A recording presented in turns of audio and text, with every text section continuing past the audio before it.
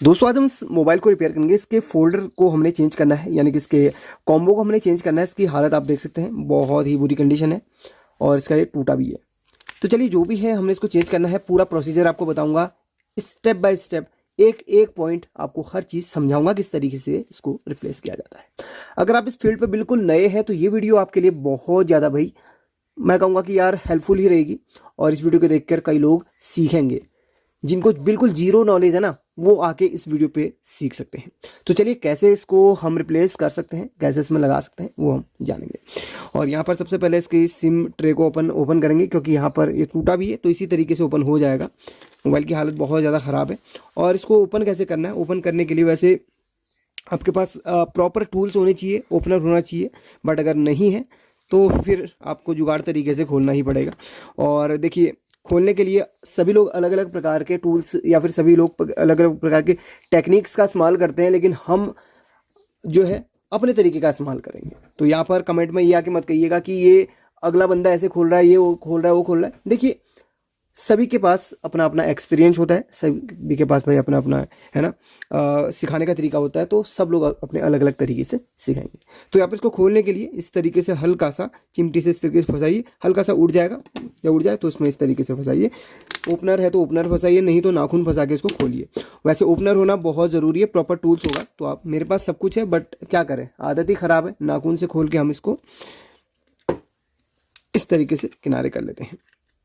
तो देखिए दो चीज़ होती हैं यहाँ पर, एक किसी किसी में ना इसके ऊपर फिंगरप्रिंट रहता है। जिनमें ऊपर फिंगरप्रिंट रहता है तो उसके बैक पैनल को थोड़ा सा अपने ध्यान से खोलना होगा। क्यों? क्योंकि जब एकाएक आप इस तरीके से खींचेंगे तो फिंगरप्रिंट कट सकता है, टूट सकता है, इस बात का ध्यान रखना। बट इसमें फिंगरप्रिंट साइड माउंटेड है तो वो हमने अंदर से पुश करके इसको खोल लिया है।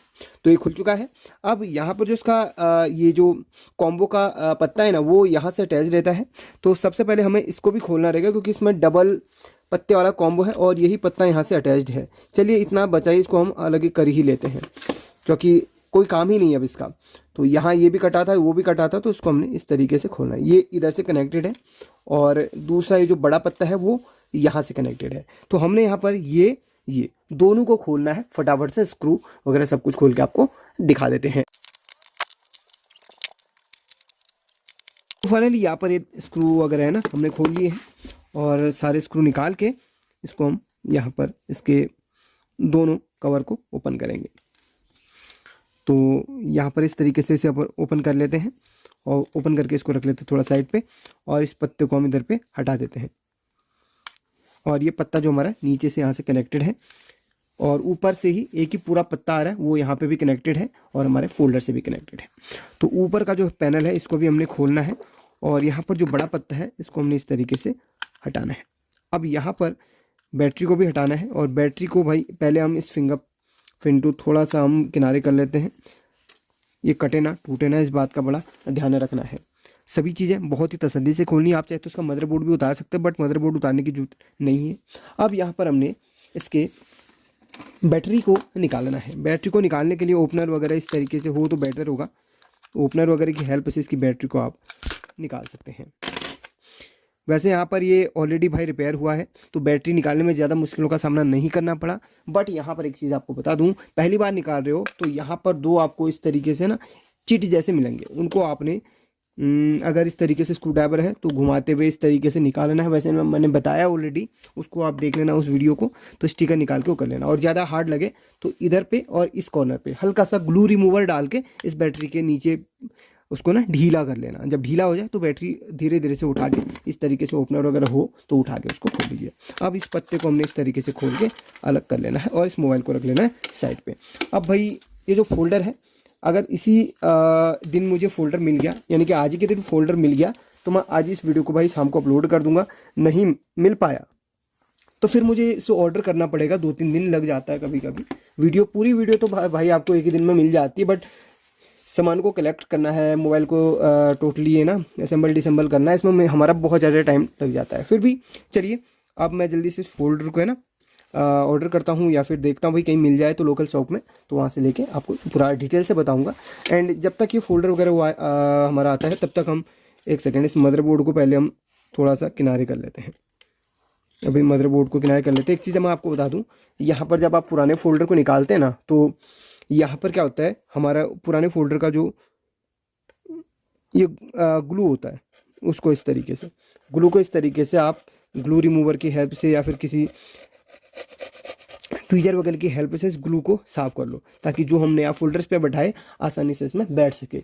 ये चीज़ का आप ध्यान रखिए। और जो ओल्ड आप फोल्डर हटा रहे हैं, इसमें ये देखिए ईयर पीस का ये हिस्सा लगा हुआ रहता है प्लास्टिक का, इसको आप फेंकिएगा मत, क्योंकि हमारे नए फोल्डर के साथ में नहीं आता, उसके हाथ में हमने इसको अटैच करके लगाना पड़ेगा, वरना डस्ट वगैरह या फिर होल वगैरह रह जाएगा। और बात करें यहाँ पर कैमरा के जो कैमरा है इसके जो है रबर की, तो इसमें कैमरा का रबर इसमें नहीं लगा हुआ था, क्योंकि भाई ऑलरेडी ये रिपेयर हुआ है, तो जिसने ये रिपेयर किया उसने कैमरा का रबर वगैरह यहाँ पर नहीं लगाया हुआ है। लेकिन रबर वगैरह है ना लगाना बहुत ज़रूरी है। अगर नहीं लगाओगे तो इस कैमरा में डस्ट वगैरह बैठती रहेगी। फिर भी हम देखेंगे कोई इस साइज़ का होगा तो यहाँ पर हम लगा देंगे। दो चीज़ें आपने ध्यान रखनी है, एक यहाँ पर एक ये पार्ट जो एयरपीस का पार्ट है, जो एयरपीस का ग्रिल है ये, और कैमरा का रबर, ये आपने कहीं भी होना नहीं है। इन दोनों को आपस में रख लीजिए और बाद में इसको हम अटैच करेंगे। चलिए इस फोल्डर की हम व्यवस्था करते हैं और इसको क्लीन वगैरह करके फाइनल दिखाते हैं। और हाँ, एक चीज़ और आपको बता दूँ, कुछ फ़ोन ऐसे होते हैं जो पटके वटके होते हैं, उनका मदरबोर्ड देख लो किस कंडीशन में है। मदरबोर्ड ठीक है तो अच्छी बात है, नहीं है तो भाई मदरबोर्ड का इशू तो हम बाद में बताएंगे। लेकिन कुछ फ़ोन जब पटकने के बाद ही उनकी बॉडी टेढ़ी मेढ़ी हो जाती है, इनको आप सीधा कर लो। अगर सीधा हो सकता है, सीधा इस तरीके से आप है ना देख लो, सीधा विधा करके देख लो, होता है तो ठीक है, नहीं होता है तो इसकी जो बाहर का फ्रेम है या बॉडी है इसको आप नहीं डलवा लो। सिंपल सी बात है, ज़्यादा इसमें मशक्क़त मत करो। मशक्क़त करोगे तो बाद में जो नया फोल्डर डालोगे, भाई लोकल फोल्डर होते हैं उनकी भाई थोड़ा सा है ना, मैं कहूँगा इसमें उतना जान नहीं होती है ओरिजिनल फोल्डर की तरह, वो थोड़ा सा प्रेशर पे टूट जाते हैं। तो उनको जो है ना आप ज़बरदस्ती मत लगाइएगा टेढ़े मेढ़े फ्रेम पे, उनको आप प्रॉपर तरीके से नए फ्रेम को लाओ, उसमें लगाओ। टेढ़े मेढ़े फ्रेम पे लगाओगे तो वो टूट सकता है, इसलिए इसमें आपका खतरा है। तो चलिए फिर पूरा प्रोसीजर हम आपको बताएंगे, तब तक इसकी हम फोल्डर की कहीं व्यवस्था करते हैं। दोस्तों फाइनली इसका कॉम्बो हमने परचेज कर लिया है और यहाँ पर आप देख सकते हैं मैंने इसको पूरा टेस्ट वगैरह है ना कर लिया है। जो भी टच वगैरह जहाँ पे हमने टेस्टिंग जो जो स्टेप्स करने थे वो सारे के सारे हमने इसमें कर लिए हैं। बिल्कुल परफेक्टली ये वर्क कर रहा है। अब हम इसको अच्छी तरीके से सेट करेंगे। और अगर आप बिल्कुल न्यू इस फील्ड पे हैं तो आपको एक ही चीज़ मैं बोलूँगा कि आप जब भी फोल्डर वगैरह या कॉम्बो वगैरह परचेज करते हैं तो उसको प्रॉपरली है ना चेक ज़रूर कीजिएगा। कभी कभी है ना वारंटी का इशू आ जाता है, तो भाई चेक करोगे तो आपको ऐसी कोई दिक्कत नहीं होगी। कभी कभी किसी किसी में कुछ ना कुछ प्रॉब्लम्स देखने के लिए मिलते हैं, इसलिए चेक करना बहुत ज़रूरी है। तो यहाँ पर इसको रख लेते हैं और अभी हमने सिर्फ ऐसे ही सेट करा हुआ है, सिर्फ चेक करने के लिए। तो चलिए अब हम इसको रखते हैं थोड़ा सा साइड पे और प्रॉपर्ली इसकी सफाई वगैरह करके इसको हम प्रॉपर्ली सेट कर लेंगे। और इसकी क्वालिटी वगैरह आपको दिखा देता हूँ। तो इसकी क्वालिटी आप यहाँ पर देख सकते हैं, अच्छी क्वालिटी का है। अब यहाँ पर दो क्वालिटी के आते हैं क्लियरली अगर बताना चाहूँ तो, एक तो आपको सर्विस सेंटर में मिल जाएगा जिसकी जो प्राइस है वो आपको 5,000-6,000 रुपये के समथिंग लगेगी। और एक आता है कॉपी क्वालिटी का, यानी कि कॉपी वर्जन आता है जो कि आपको 1,500-2 हज़ार तक मिल जाता है। आपके यहाँ नॉर्मली कितने रुपए का ये कॉम्बो आ जाता है कमेंट करके बताइएगा, मुझे भी जानना है कि आपके वहाँ का प्राइस क्या है। तो चलिए प्रॉपर्ली टेस्टिंग हो गया है और इसमें वैसे हमारी इधर पेस्टिंग की वारंटी होती है, तो अगर इसमें ऐसी कोई दिक्कत आती है तो हम इसको रिप्लेस कर सकते हैं। तो प्रॉपर्ली इसकी टेस्टिंग हो गई है। अब यहाँ पर मैं इसको एक बार देख लेता हूँ। ये थोड़ा थोड़ा इसकी बॉडी है ना हिल रही है, मतलब डिसबैलेंस हो रही है, तो उसको हम परफेक्टली बनाएंगे। देखिए बिल्कुल सही हो चुका है, बिल्कुल सही हो चुका है। तो यहाँ पर होता है ना काफ़ी मोबाइल गिर जाते हैं, बैंड हो जाते हैं, तो उनको सही तरीके से डिसबैलेंस जो होते हैं उनको सही करना रहता है। अब यहाँ पर क्लीन वगैरह हमने ऑलरेडी कर लिया था इसके फ्रेम को पूरा अच्छी तरीके से। और कहीं पर भी अगर ऐसा डस्ट वगैरह दिखती है तो उसको हम एक बार और क्लीन कर लेंगे, डस्ट वगैरह को ना क्लीन कर लेंगे।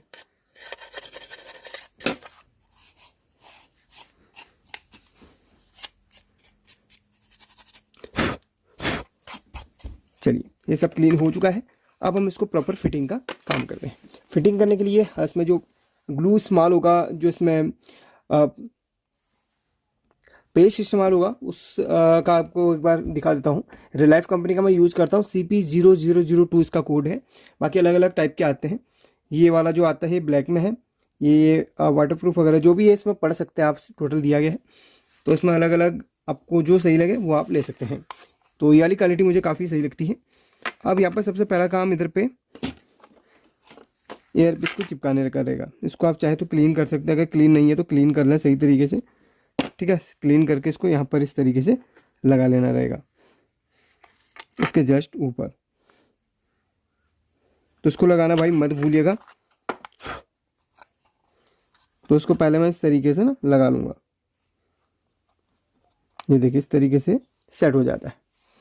इसके नीचे थोड़ा ग्लू लगाना पड़ेगा, बाकी इस तरीके से ग्लू हमें लगाना पूरा पूरा अप्लाई करना है लास्ट तक, यानी कि चारों तरफ। और एक चीज़ आपको बता दूँ, यहाँ पर प्रॉक्सिमिटी सेंसर आता है, तो उस प्रॉक्सिमिटी सेंसर यानी कि मैं आपको दिखा देता हूँ प्रॉक्सिमिटी सेंसर।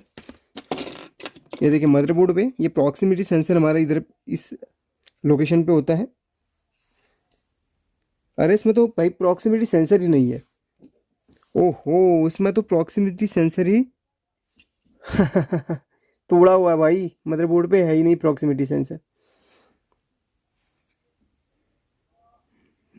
ये देखो इसमें प्रॉक्सिमिटी सेंसर है ही नहीं, ये देख लो। ऐसे ऐसे काम करते हैं भाई कारीगर लोग। तो देखो जिस बंदे ने पहले इसको रिपेयर किया उसमें प्रॉक्सिमिटी सेंसर ही यहाँ पर गोल कर रखा है, या हो सकता है कस्टमर के हाथ से गिरा हो, प्रॉक्सिमिटी सेंसर में झटका लगाओ और जब ये रिपेयर हो रहा हो उस वक्त ये ना प्रॉक्सिमिटी सेंसर गिर गया हो। तो दो कंडीशन हो सकती है, मैं किसी एक चीज़ को ना ब्लेम नहीं कर रहा हूँ। एक तो यहाँ पर कस्टमर की गलती से हो सकता है, या फिर मदरबोर्ड निकालते समय जो बंदा रिपेयर कर रहा हो वो निकालते समय उसने थोड़ा अलग तरीके से उसको उठाया हो, तो प्रॉक्सिमिटी सेंसर टूट गया हो। चलिए जो भी है कस्टमर का काम चल रहा है, बट यहाँ पर प्रॉक्सिमिटी सेंसर होना ज़रूरी होता है। कई चीज़ों में वो काम पे आता है। आपको अगर पता है प्रॉक्सिमिटी सेंसर क्या काम करता है तो कमेंट करके ज़रूर बताना। तो यहाँ पर अक्सर प्रॉक्सिमिटी सेंसर होता है, तो इधर पे ग्लू वगैरह कम डाले तो बेहतर होगा, वरना प्रॉक्सिमिटी सेंसर के ऊपर ग्लू लग जाता तो वो प्रॉपर्ली वर्क नहीं कर पाता। इस लोकेशन पर ग्लू कम डालें, यहाँ पर भी ग्लू वगैरह कम इस्तेमाल करें, बेटर होगा। यहाँ पर हल्का हल्का लगाएं, इस ग्रिल में थोड़ा सा हल्के हल्के में, ठीक है। बाकी सब यहाँ पर अप्लाई कर लेना है। तो फटाफट से मैं इसको अप्लाई कर लेता हूँ।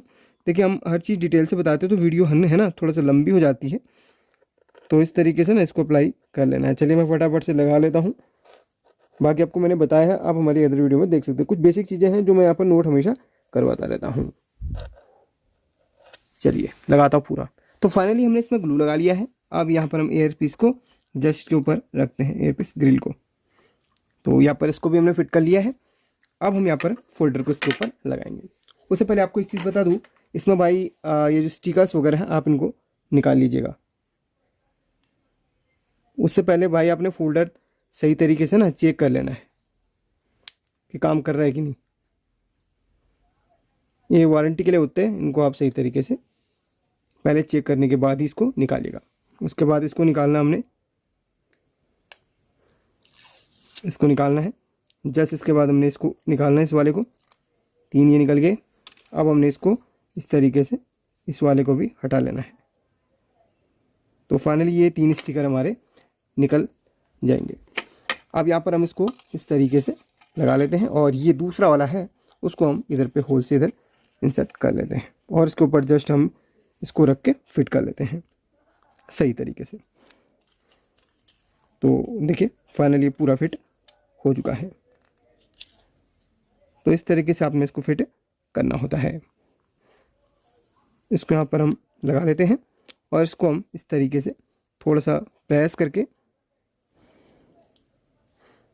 रबर बैंड से थोड़ा इसको 10-15 मिनट के लिए छोड़ देंगे, या फिर आप फटाफट से मदरबोर्ड वगैरह लगा के इसको आप कर लीजिएगा पैक।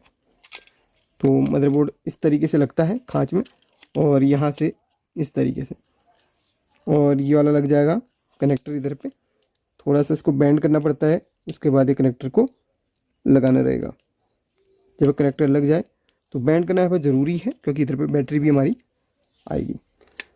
उसके बाद बैटरी का ये लग जाएगा टर्मिनल, और यहाँ पर ये बैटरी थोड़ा सा है ना इधर उधर मूव हो रही है। मुझे लगता है कि बैटरी का शेप थोड़ा सा अपन सही करेंगे, बैटरी का शेप सही करना रहेगा।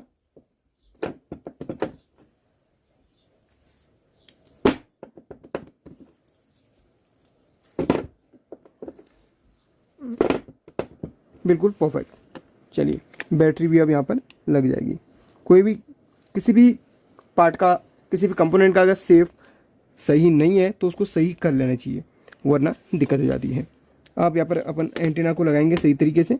तो एंटीना का सबसे पहला ये कनेक्टर है, ये लग जाएगा इधर पे। एंटीना लगाना मत भूलिए, वरना नेटवर्क से रिलेटेड भाई प्रॉब्लम आ सकती हैं। तो ठीक है, चलिए एंटीना को हम यहाँ से यहाँ तक फिट कर लेते हैं। तो यहाँ पर हमने एंटीना भी लगा लिया है। और ये कैमरा के नीचे का रबर मेरे पास अभी है नहीं, अब इसको पैक नहीं करूँगा, वैसे आपको नॉर्मली बता दूंगा। तो अगर इसके नीचे का रबर मिल जाए तो वो डाल दीजिएगा, मेरे पास नहीं है, बट अभी मैं ढूंढूंगा और उसके बाद मैं डाल दूंगा। बट आपको याद दिलवा रहा हूँ, इधर रबर लगाना ज़रूरी है। अब हम इसको पैक कर लेते हैं। वैसे टेम्प्रेरी पैक कर रहा हूँ क्योंकि अभी मैं रबर भी इसमें ढूंढूंगा, तो वो मिल जाएगा तो बहुत अच्छा काम रहेगा अपना। देखिए, तो यहाँ पर ये लग गया है। अभी हम इसको भी लगाएंगे, बट अभी नॉर्मली इस तरीके से पैक कर रहा हूँ और देख रहा हूँ भाई बिल्कुल सही है। चलिए ऑन करके आपको मैं दिखा देता हूँ।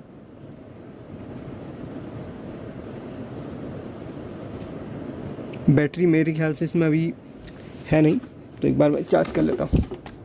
बैटरी भी काफ़ी कम थी, चार्ज कर लेता हूँ थोड़ा सा। रेडमी लिखा हुआ आ गया, यानी कि बैटरी अभी चार्ज ले रहा है और यहाँ पर भी एम्पियर उठा रहा है, हाँ 10%।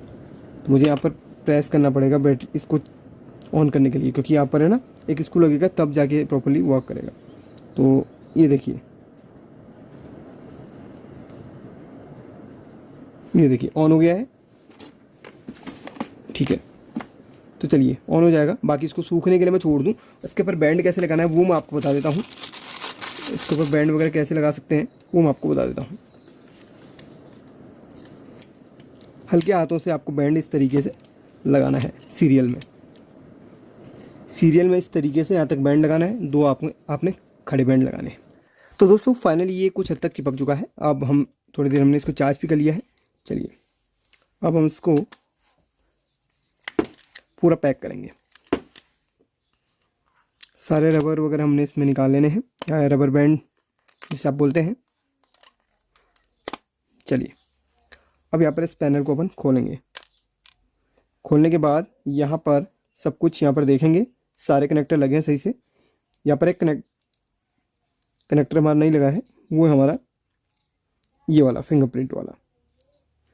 तो अलग से ये साइड माउंटेड वाला फिंगरप्रिंट है, तो इसको हम इस तरीके से लगाएंगे और यहाँ पर इस तरीके से हमें इसको पैक कर लेना है। ये शीशे वगैरह देख लो, वो ऑलरेडी यहाँ पर शीशे ना ख़राब हैं, टूटे हैं, तो इसका तो कोई इलाज नहीं है, शीशा नया ही चढ़ेगा। बट कस्टमर की डिमांड शीशे की नहीं है, तो यहाँ पर ये शीशे टूटे फूटे हैं। अगर आपको कस्टमर बोलता है तो उसको आप नया डलवा लो।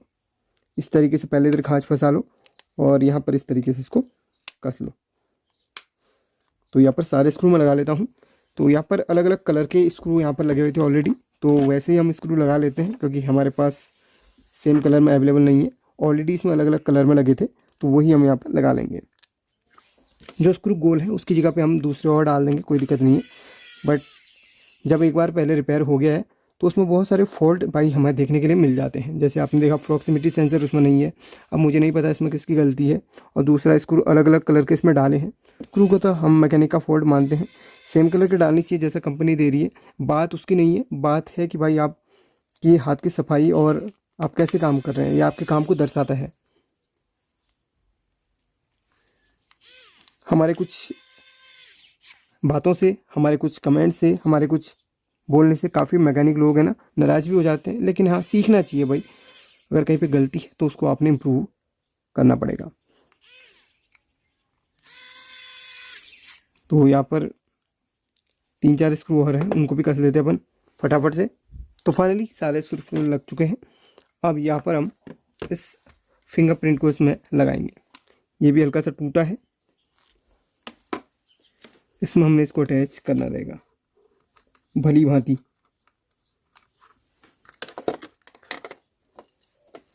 इस तरीके से आ जाएगा।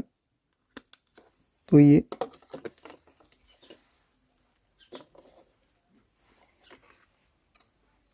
तो यहाँ पर इसका खांच बना हुआ है, इसको हम इधर पे डाल देंगे।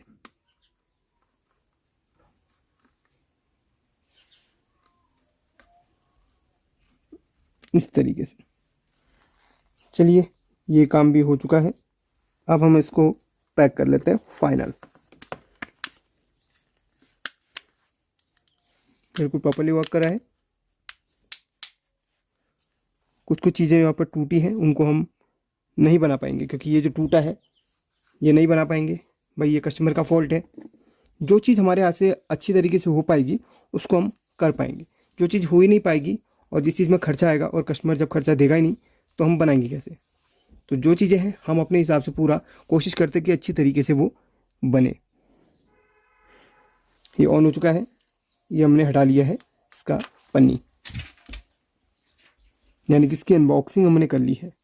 और बाहर आपको ये एक्स्ट्रा जो ग्लू लगा हुआ मिलेगा ना, उसको इस तरीके से आप इसमें ग्लू रिमूवर मत डालिएगा, वरना अंदर जाके उसको गला देगा। बाहर से हल्के हैंड से आपने इसको क्लीन कर लेना रहेगा इस तरीके से, बस ये क्लीन हो जाता है। नॉर्मली ये रबर टाइप का ही बन जाता है ये ग्लू, तो इस तरीके से आप इसको क्लीन कर लेना। तो आप यहाँ पर देख सकते हैं, देखिए इस तरीके से क्लीन करने के बाद बिल्कुल सही हो जाता है। आप ध्यान से देखो, हो जाता है। तो जहाँ पर ग्लू लगा हुआ है एक्स्ट्रा, उसको इस तरीके से रगड़ो और क्लीन हो जाता है। और ये रहा, अब पता नहीं पासवर्ड क्या है, बट आपको कुछ कीज़ मैं प्रेस करके दिखाता हूँ। 1 2 3 4 5 6 7 8 9 *0#। चलिए हो गया है। मे भी ये साइलेंट में तो नहीं रखा है, साइलेंट में रखा हुआ है, बिल्कुल सही है। स्पीकर भी वर्क कर रहा है, सब कुछ प्रॉपर्ली वर्क कर रहा है। इस तरीके से हमने इसको आसानी से बना लिया है। अगर आपको ये वीडियो पसंद आए तो लाइक करके शेयर कर लेना, और ऐसी वीडियोस देखने के लिए अपने चैनल को सब्सक्राइब कर लेना। जी हाँ, आपका अपना चैनल है, सब्सक्राइब करें और सपोर्ट करें। चलिए, thank you so much for watching this video.